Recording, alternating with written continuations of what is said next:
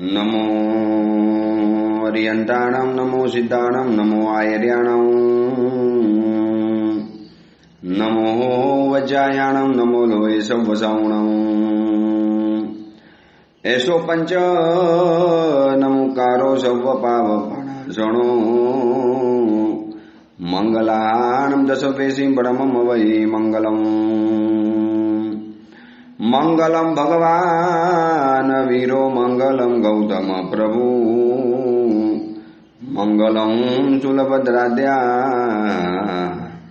जैन धर्मोस्तु मंगलम।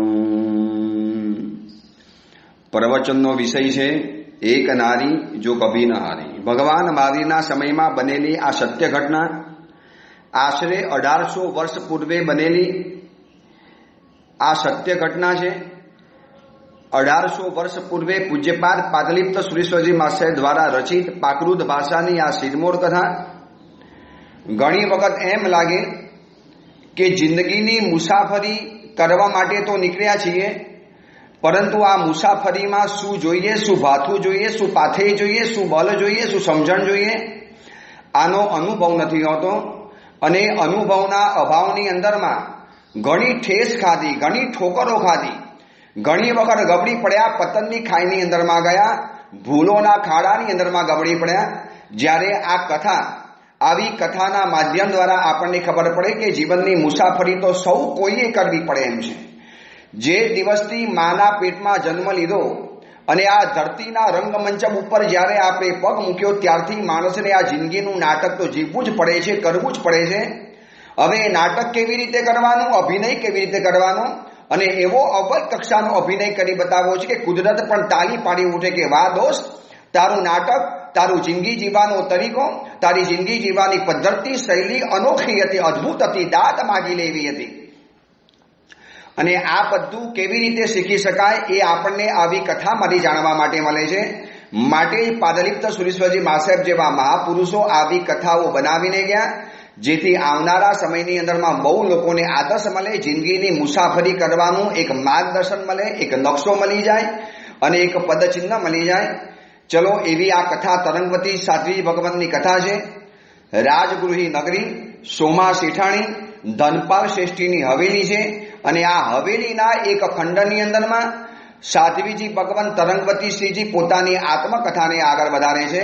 અને આત્મકથાને આગળ વધારતા વધારતા એ પરિવારને કહે છે કે મહાનુભાવો, કુલમાસના મોડેથી જ્યારે અમારા ઘરેથી ભાગ્યા પછીની બધી હકીકતો જાણી, બધી સવિસ્તર જ્યારે એક એક વાતો જાણી અને દિલ અંદરમાંથી બોલવાઈ ગયું, દિલ અંદરમાંથી ઘૂમરી ઉઠ્યું, દિલની અંદરમાં તોફાન પેદા થઈ ગયું। હવે એમ થયું કે બસ હમણાં જ સીધા ઘરેથી ભાગીએ, અહીંયાથી ઉડીને જઈએ, પણ ઉડવાની તાકાત તો હોતી નહીં। અને કુલમાસે કીધું કે સંધ્યા સુધીની અંદરમાં રથની વ્યવસ્થા થઈ જવાની છે, આવતીકાલે સવારે આપણે અહીંયાથી પ્રયાણ કરીશું। આજની એક રાત અમારે ખાયક નામના નાના ગામડાની અંદરમાં વિતાવવાની હતી અને કુલમાસે એક બ્રાહ્મણના, ગરીબ બ્રાહ્મણના પરિવારના ઘરની અંદરમાં અમારી રાત્રિ રોકાણની વ્યવસ્થા કરી લીધી। એક ખાયક નામના ગામની એ રાત એક સાધારણ એક ખેડૂતનું ઘર હતું, સાવ સામાન્ય ઘર હતું। બાર ઓસરીની અંદરમાં ખેડૂત પદ્મદેવ અને કુલમાસ સૂતેલા હતા અને અમને સ્ત્રી વર્ગને અંદરના ખંડની અંદરમાં સુવાની વ્યવસ્થા રાખેલી હતી। મારા જેવી અસાધારણ રૂપ સૌંદર્ય વાળી સ્ત્રી, જેનું રૂપ જગારા મારતું હોય, મારું રૂપનું અભિમાન હું નથી કરતી, પરંતુ જ્યાં પણ જાઉં ત્યાં લોકોનું આકર્ષણ ખેંચાયા કરે, લોકોની આંખોનું કેન્દ્ર બની જાઉં। અને આટલું જગારા મારતી રૂપનો વૈભવવાળી હું સ્ત્રી જ્યારે આવા સામાન્ય ઘરની અંદરમાં ગઈ અને એ લોકો જ્યારે મને પોતાની સાથે જોતા હતા અને એ જોઈને આનંદિત થતા હતા અને પોતાની જાતને બહુ વિશેષ ભાગ્યશાળી માનતા હતા, મને અને પદ્મદેવના સૌંદર્યથી જે અભિભૂત અમારા બંનેનું જે યુગલ જોયું, એમ માનતા કે અમે તો ધન્ય બની ગયા, અમારા ઘરની અંદરમાં તમારા જેવા દેવ દેવીના પગલા થયા, અમે તો ખરેખર ધન્ય બની ગયા। પરંતુ જ્યારથી કુલમાસના મોડેથી અમારા ઘરથી ભાગ્યા પછીની સમગ્ર કથા જાણી, એને કહેલી સમગ્ર કથાની આખી બિના જાણી, ત્યારથી અસ્તિત્વ મારું ઠરી ગયું, ચેતના તંત્ર શૂન્હૂન બની ગયું, બુદ્ધિ કુંઠિત થઈ ગઈ, આખું સુમસામ અસ્તિત્વ બની ગયું। આમ લાગે કે જાણે અંદરમાં કોઈ સ્પંદન નથી ઉઠતું, શું કરું, શું કરી શકાય। અને કુલમાસે કહેલી વાતો દુઃખના દરિયાની અંદરમાં મારા કારણે ડૂબી ગયેલા માતા પિતા, પરિવાર અને સાર્સિકા આ બધાની જ્યારે કહાની સાંભળી, સતત મારા સુખ માટે ચિંતાતુર રહેતા પિતાને મેં ચિંતાના ચાકડે ચડાવી દીધા. અંગત વિશ્વાસના દોરથી બંધાયેલો મારો અને સાર્સિકાનો સંબંધ મેં જાણે કે એ દોરને વિશ્વાસઘાતના તીક્ષ્ણ ખડગથી કાપી નાખ્યો, તોડી નાખ્યો. અને એમ લાગ્યું કે જાણે કે સાર્સિકાને મેં આકાશમાંથી નીચે ધરતી ઉપર પડકી દીધી. 8 ભાઈઓનો મારી ઉપરનો જે પ્રેમ, જે ભરોસો, અમે નાની ઉંમરથી જે એકબીજાની સાથે ભરોસાના એક ભાગીદારીના સંબંધમાં ચાલતા હતા, મેં એ પણ તોડી નાખ્યો. એ આખી રાત આ જ વિચારો મને પજવતા રહ્યા. એ ઘરનો પરિવાર તો સેવાની અંદરમાં અડધો થતો હતો. એમ લાગતા હતા જાણે કે અમે કોઈ વિશિષ્ટ મહાનુભાવ એના ઘરમાં પધાર્યા છીએ, અને એના ઘરની અંદરમાં જે સારામાં સારા કહી શકાય એવા વસ્ત્રો અમને સુવા માટે કાઢી આપ્યા, પથારી ગાદી વગેરે કાઢી આપી. અને એ ઘરની એક નાનકડી દીકરી હતી, બહુ બોલકી દીકરી, બહુ મીઠડી દીકરી. આજે પણ મને યાદ આવે છે મહાનુભાવો. એ દીકરી હતી, નાનકડી દીકરી, વહાલ ઉપજે એવી નાની દીકરી, બહુ ગામડાની ભોળી આ કન્યા. મને કહે કે આપ દેવી જેવા છો, કારણ કે અમને અમારા પાઠશાલાની અંદરમાં અમારા ગુરુ અમને શીખવાડે છે. અમારા નાના ગામમાં એક નાની પાઠશાલા છે, અમને એમના ગુરુ શીખવાડે છે કે આપણા ઘરની અંદરમાં દેવી આવે તો આપણા બધા જ દુઃખો દૂર થઈ જાય. હવે દેવી તમે અમારા ઘરે પધાર્યા છો અને અમારા બધા દુઃખો દૂર થઈ જવાના. અમારા પિતાજી પણ મને કહેતા હતા કે કોઈ દેવી અને દેવ આપણા ઘરની અંદરમાં આવવાના છે. બસ મને લાગે છે દેવી તમે આવ્યા અને મારા ઘરનું બધું જ દુઃખોડું થઈ જવાનું. અને દુઃખનો અનુભવ તો મને થયો હતો. હમણાં છેલ્લા 4-5 દિવસોમાં મેં દુઃખોનો આખી દુનિયા દેખી લીધેલી હતી. અને એટલે મેં એને પૂછ્યું એ નાનકડી દીકરીને, બેટા શેના દુઃખની વાત કરે છે? કયું દુઃખની વાત કરે છે? તારા જીવનમાં શું દુઃખ આવી ગયું? બેટા તું તો હજી બહુ નાની દીકરી છે, તારા જીવનમાં શું દુઃખ આવી ગયું? અને એ દીકરીએ જે હકીકત કીધી કે દેવી, મને દુઃખ નથી, પરંતુ મારા પિતાજી કેટલાક સમયથી બીમાર રહેતા હતા. અમે એમના ઉપચારો માટે બહુ બધા ખર્ચા કરી દીધા.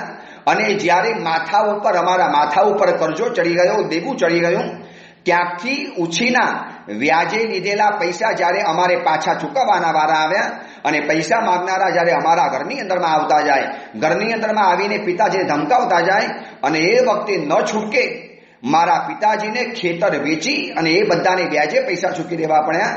હવે દેવી આપ બતાવો, ખેતર નથી, અમે ખેતી કેવી રીતે કરીશું? ખેતી નહીં કરીએ તો અમારા ઘરની અંદરમાં અનાજ કેવી રીતે આવશે? અને એ અનાજ, વધારાનું અનાજ વેચીશું નહીં તો અમારા ઘરમાં પૈસા કેવી રીતે આવશે? અમારા ઘરમાં વસ્ત્ર કેવી રીતે આવશે? કદાચ આવતીકાલે એવું પણ થાય કે અમારે ઘર વેચવાનો વારો આવે, ખેતર તો ગયું અને ઘર પણ ચાલી જાય. પરંતુ દેવી મને વિશ્વાસ છે કે આપ મારા ઘરની અંદરમાં આવ્યા છો એટલે હવે અમારે ઘર પણ નહીં વેચવું પડે, અમારું ખેતર પાછું આવી જવાનું. કારણ કે મને મારા ગુરુ કહેતા હતા કે દેવી આપણા ઘરની અંદરમાં આવીને દેવી દુઃખોને દૂર કરે. અને આ બધી વાતો ભલે હું નાની છું, પરંતુ મારા માતા પિતા છે ને ક્યારેક છુપામાં બહુ રડે છે, ખાનગીમાં રડે છે. છુપી રીતે મેં આ બધું સાંભળ્યું છે, જોયું છે. હવે તમે આવ્યા છો એટલે દુઃખ ચાલી જવાનું. અને મહાનુભાવ સાચી વાત કરું, એની જે ભોરી, નિર્દોષ અને 2 નાનકડી આંખોની અંદરમાં જેનો વિશ્વાસ દેખાયો, મને હચમચાવી ગયો. અને એનો વિશ્વાસને જોયા પછી પિતા, પરિવાર અને સાર્સિકાના આવા જ વિશ્વાસને મેં છેતર્યો છે, એનું દુઃખ મને ઓર વધારે લાગવા મળ્યું. એ નાનકડી મીઠડી દીકરીની આંખોની અંદરમાં જે ભોળપણ, એનું જે વિશ્વાસ, અને એને વિશ્વાસ છે કે બસ દેવી તરીકે હું ઘરની અંદરમાં આવી છું, મારું દુઃખ દૂર થઈ જવાનું.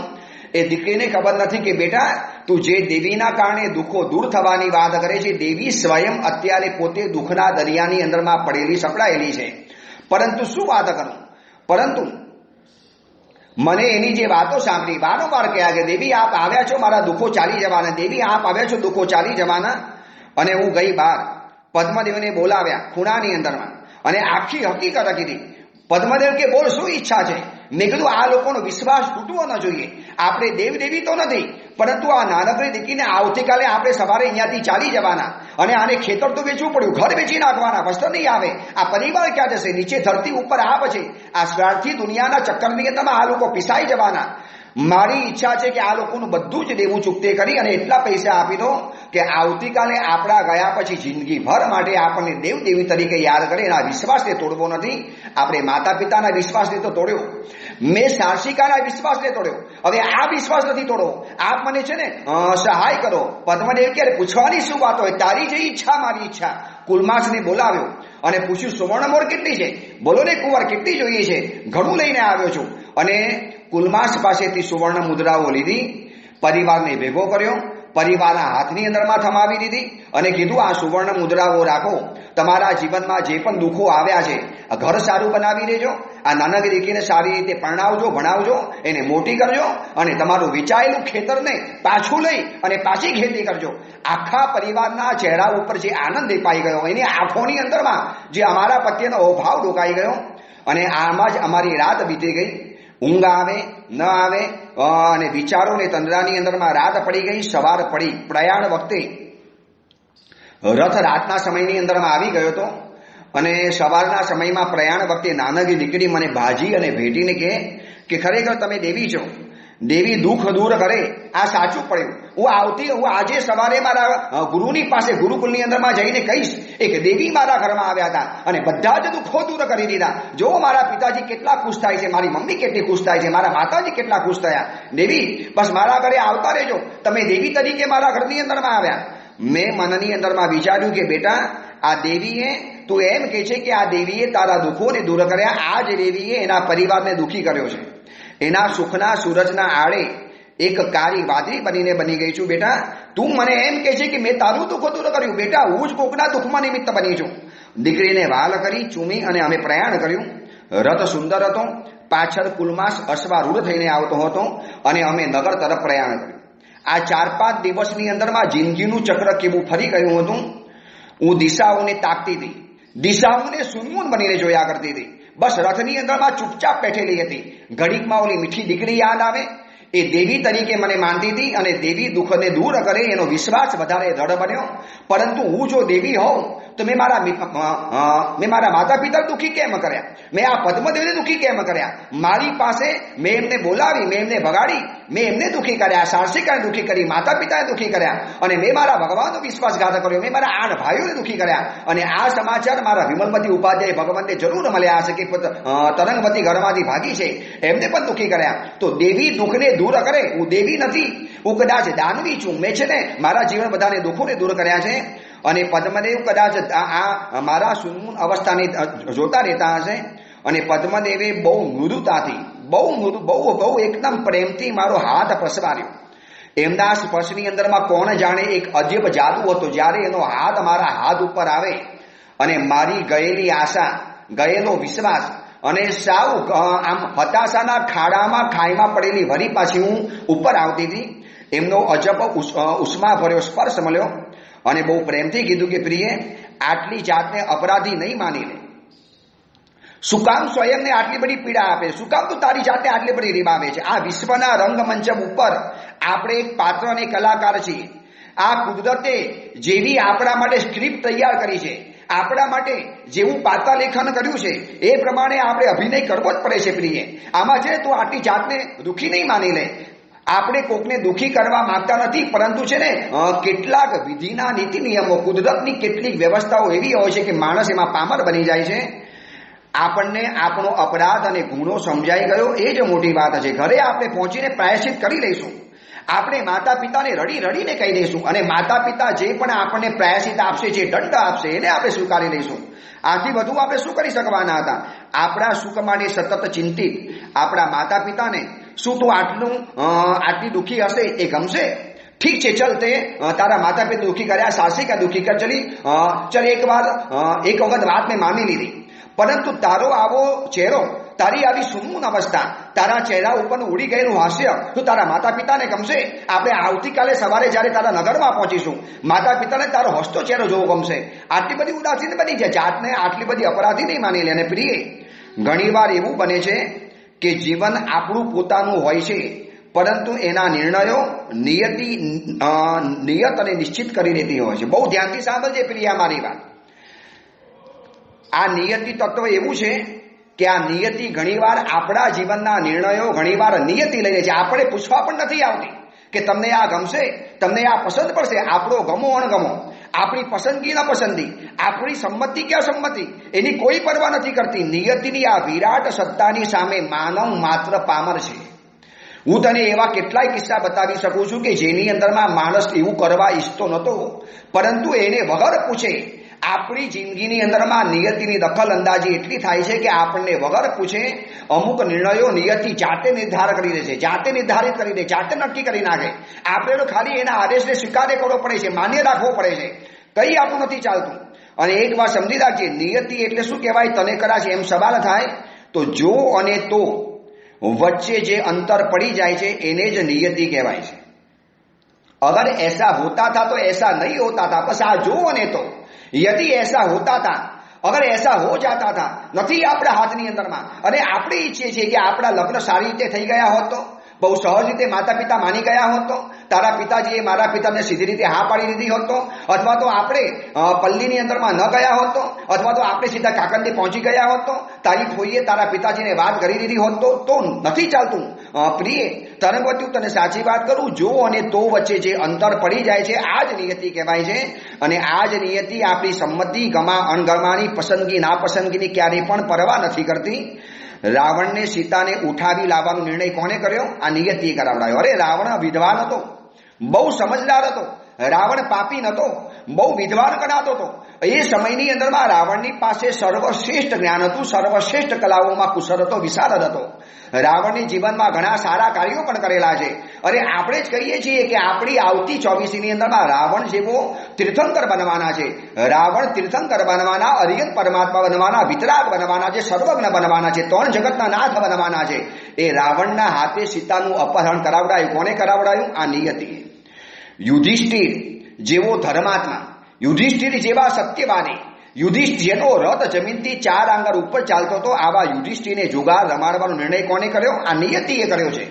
નિર્ણય યુધિષ્ઠિરનો નહોતો. અગર યુધિષ્ઠિરને જો નિર્ણય કરવાનો હોત ને તો યુધિષ્ઠિર જુગાર જ ન રમત. શું કામ બે પોતાના 5 ભાઈઓને દાવમાં લગાવી દે? શું કામ દ્રૌપદીને આવી રીતે દાવમાં લગાવી દે? આવું થાત ખરું, પરંતુ યુધિષ્ઠિર પણ બચારા મજબૂર હતા. માટે કહું છું કે નિયતિના આપણે કઠપુતરી છીએ, નિયતિના હાથના આપણે રમકડા છીએ, નિયતિના હાથની અંદરમાં ચાવી દીધેલા આપણે પુતળા છીએ. જેટલી ચાવી ભરવે, જેવી રીતે ચાવી ભરવે એ રીતે આપણે કામ કરવું પડે છે.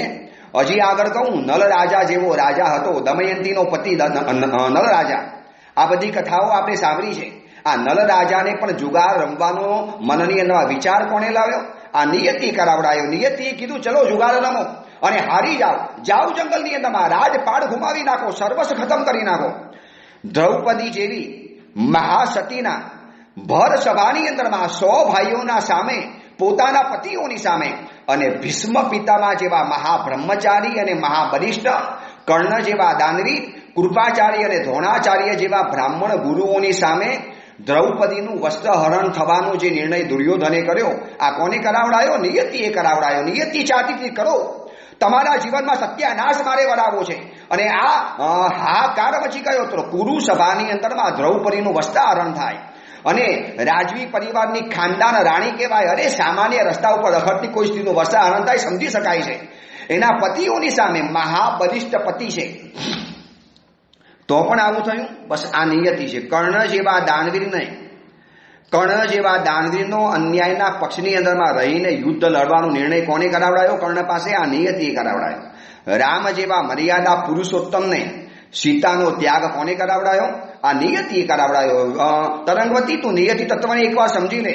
નથી આપણા હાથની અંદરમાં આવા અનેક પ્રસંગો છે કે જેમાં નિયતિ માનવીને સમયના ધુમ્મસની અંદરમાં અટવાવી, મૂંઝાવી, એની બુદ્ધિને બેર મારી, એના વિવેક ઉપર કબજો જમાવી અને ખોટો નિર્ણય કરાવીને છે. માનવને ખોટો નિર્ણય નથી કરવો હોતો. કર્યા પછી પસ્તાવો પણ થાય છે, અંદરમાંથી બરાબો પણ થાય, અંદરમાં રડતો પણ થાય, પરંતુ છે ને નિયતિ એને સમયના ધુમ્મસમાં મૂંઝવી મારે છે. એની વિવેક ઉપર ચોકી પેરો ગોઠવીને, એની બુદ્ધિને બેર મરાવીને અને એક નિર્ણય એવો ખોટો કરાવીને. અરે પરમાત્મા મહાવીરના મોઢામાંથી આવા શબ્દ કોને કરાવડાયા? ધર્મ ત્યાં પણ છે, ધર્મ અહીંયા પણ છે. એને વચને વધ્યો સંસાર. એક વચનના ખાતર અનંત સંસાર વધી ગયો. આ કોને વધારાયો? આ નિયતિએ કરાવડાયો. આ બધા છે તોફાન નિયતિના થાય છે. માટે પ્રિય, આપણે એ જ નિયતિના પ્યારા છીએ, રમકડા છીએ. ઘરેથી ભાગવાનો નિર્ણય નિયતિએ આપણા વતી લઈ લીધો છે. નથી નિર્ણય તે કર્યો, નથી નિર્ણય મેં કર્યો, આ નિર્ણય નિયતિએ કર્યો છે. હવે નિયતિને જ્યારે આવું મંજૂર જ હોય, નિયતિ જ્યારે આવું ચાહતી જ હોય, બાકી તારું આખું જીવન જોઈને તું મર્યાદામાં રહેનારી, સદૈવ સંસ્કારોની વાતો કરનારી, તારા સંસ્કારોની તો લોકો ઘરની અંદરમાં આદર્શોની વાતો કરતા હતા આપણા કૌશંબી નગરની અંદરમાં, અને તને અચાનક સાંજે મને મળવા માટે મન થયું, આપણે ભાગી ગયા, ઘરમાંથી નીકળી ગયા. આ બધું કોને કરાવડાવ્યું છે? નિયતિએ કરાવ્યું. જાતને આટલી દોષી નહીં માની લે, છોડી દે ભવિ દેવતા ઉપર, છોડી દે નિયતિ ઉપર. હવે અફસોસ નહીં કર. અને પ્રિય એક વાત યાદ રાખજે, મેં મારા જીવનમાં 3 પાઠ કાયમ માટે યાદ કર્યા છે અને ગાંઠ મારી દીધી છે. હું તને પણ કહું છું કે જ્યારે હવે નવી જિંદગી શરૂ થવાની છે, હવે જ્યારે નૂતન જિંદગીની અંદરમાં આપણે પ્રથમ પગલું માંડી રહેલા છીએ, ત્યારે તરંગવતી જીવનના 3 પાઠ યાદ રાખજે. ભૂતકાળ ઉપર ક્યારે રડવું નહીં. અરે જે ગયું એ ગયું. હવે ભૂતકાળ આપણા હાથની અંદરમાં નથી. લાખો રૂપિયા ખર્ચી નાખીશું છતાંય ભૂતકાળ પાછો નથી આવવાનું. પરંતુ છે ને, માનવની એક ટેવ છે ભૂતકાળને રડ્યા કરવાનું. ગઈકાલે કેવી હતી, ગઈકાલે કેવી ગઈ, ગઈકાલે કેવી ખરાબ ગઈ, તમે ગઈકાલે મને કેવું કીધેલું હતું, તમને ગઈકાલે કેવું મારેલું હતું. હવે માર ગયો, ગઈકાલ ગઈ, ગયેલો સમય નથી પાછો આવવાનો. આ જિંદગીમાં આગળ જ વધવાનું છે. એટલે ભૂતકાળ ઉપર ક્યારે રડવું નહીં, વર્તમાનથી ક્યારે ભાગવું નહીં. વર્તમાનમાં પરિસ્થિતિ કોઈ પણ આવે એનો સામનો કરવાનો, ભાગવાથી કામ નહીં થાય. એનો સામી છાતીએ સામનો કરો, મુકાબલો કરો, પ્રતિકાર કરો. એની સામી છાતી આવી જાઓ. તમે રડશો, તમે ભાગી જશો તો નહીં ચાલી શકે. એટલે પ્રિય તરંગવતી, જ્યારે આપણે નવી જિંદગી બનાવી છે અને જીવનમાં હર હંમેશ ખુશ રહેવું હોય, જીવનમાં હર હંમેશ પ્રસન્ન રહેવું હોય, દેખ સમજી રાખજે, પરિસ્થિતિ આપણા હાથમાં નથી, પરિસ્થિતિ નિયતિના હાથમાં છે. પરંતુ નિયતિએ ઊભી કરેલી પરિસ્થિતિની અંદરમાં મનસ્થિતિ કેવી રાખવી એ આપણા હાથની અંદરમાં વાત છે. અને એના માટે તારે 3 પાઠ જીવનમાં કાયમ માટે યાદ રાખવાના. ભૂતકાળ ઉપર રડવું નહીં, વર્તમાનથી ભાગવું નહીં અને ભવિષ્યથી ક્યારેય ડરવું નહીં. શું થશે આવતીકાલે, કેવું આવશે, શું કહેશે માતા પિતા? આપણે નગરની અંદર મારીશું, લોકો શું વાત કરશે? અરે નગરમાં જાતની વાતો થવાની. લોકો કહેશે પદ્મદેવ ભગાડી ગયો, લોકો કહેશે તરંગવતી ભગાડી ગઈ. જોયું આ સંસ્કારની પતિમાં, જોઈ મોટી મોટી વાતો કરતા હતા. લોકો બધી જ વાતો કરનારા મળશે. પરંતુ હું તને કહું છું કે મેં મારા જીવનની અંદરમાં આ 3 પાઠ ગાંઠ મારીને બાંધી દીધા છે. તું પણ આ બાંધી દે, બહુ આનંદ આવશે જિંદગી જીવવાનો. નંબર 1, ભૂતકાળ ઉપર રડવું નહીં, વર્તમાનથી ભાગવું નહીં અને ભવિષ્યથી ડરવું નહીં. જે ભૂતકાળની સાથે, પ્રિય તરંગવતી, એક વાત કાયમ માટે યાદ રાખજે, જે ભૂતકાળની સાથે વર્તમાનમાં જીવે છે તેને ભવિષ્યમાં ભૂતકાળની સાથે જ રહેવાનો વારો આવે છે. ભૂતકાળની સાથે વર્તમાનમાં શું કામ જીવ્યા કરવાનું હોય છે? ભૂતકાળ ગયો છે. હવે તું અત્યારે છે ને ભૂતકાળની સાથે વર્તમાનમાં જીવ્યા કરે છે. હવે ભવિષ્યમાં પણ તને પાછો આ જ ભૂતકાળ પરેશાન કર્યા કરવાનો, છોડીને બધું ભગાવીને. કર્યો હશે આપણે અપરાધ, કરી આપણે આસાધના, કર્યો આપણે અવિનય, કરી આપણે મર્યાદાનું ઉલ્લંઘન, પણ ગયું આપણે હાથમાં નહોતું, નિયતિએ કરાવડાયું. ગતમ ન શોચ્યમ અનાગતમ નૈવ ચિંત્યમ સદૈવ વર્તમાન ભાવ્યમ. આ એક જીવનનો પાઠ યાદ રાખજે. અને પદ્મદેવની આ બધી વાતો, પદ્મદેવનું આ એક તત્વજ્ઞાન, પદ્મદેવની આ એક ખુમારી ભરી વાતો. મહાનુભાવ, હું તમને સાચી વાત કરું, પદ્મદેવ જે બોલતા ગયા ઘણું કીધું. મેં તમને આ બધું ટૂંકની અંદરમાં કીધું છે અને બહુ લાંબી હિસ્ટ્રી કીધી, બહુ લાંબી વાતો કરી. એમ લાગ્યું કે પદ્મદેવ પાસે આ બધું જ્ઞાન ક્યાંથી આવ્યું, આવું ડાપણ ક્યાંથી આવ્યું, આવી ગંભીરતા યુવાનીની અંદરમાં આવી ઠાવકાય, આવો યુવક. અને એની છે ને, એની વાતોએ મારા ભરેલા ઝરેલા હૃદય ઉપર ચંદનના લેપ જેવી શીતલતા પસરાવી દીધી, ખૂબ ઠંડક મળી. પદ્મદેવીની આવી ઊંડી અને ઊંચી વાતો, એના જે વિચારો જાણીને મારું હૃદય રંજણી ઉઠ્યું. કેવો ઉત્તમ ઉચ્ચ યુવક સાથે મારો જીવનનો સંબંધ જોડાવાનો છે. આ મારો પતિ બનશે, હું એના જીવનમાં સર્વસ્વ સોંપી દઈશ. આ વ્યક્તિ જેની પાસે આટલા ઉચ્ચ અને ઊંડા વિચારો છે, શું એની જિંદગીને જીવવાનો એક અભિગમ છે, જિંદગીને જીવવાનો એક દ્રષ્ટિકોણ છે.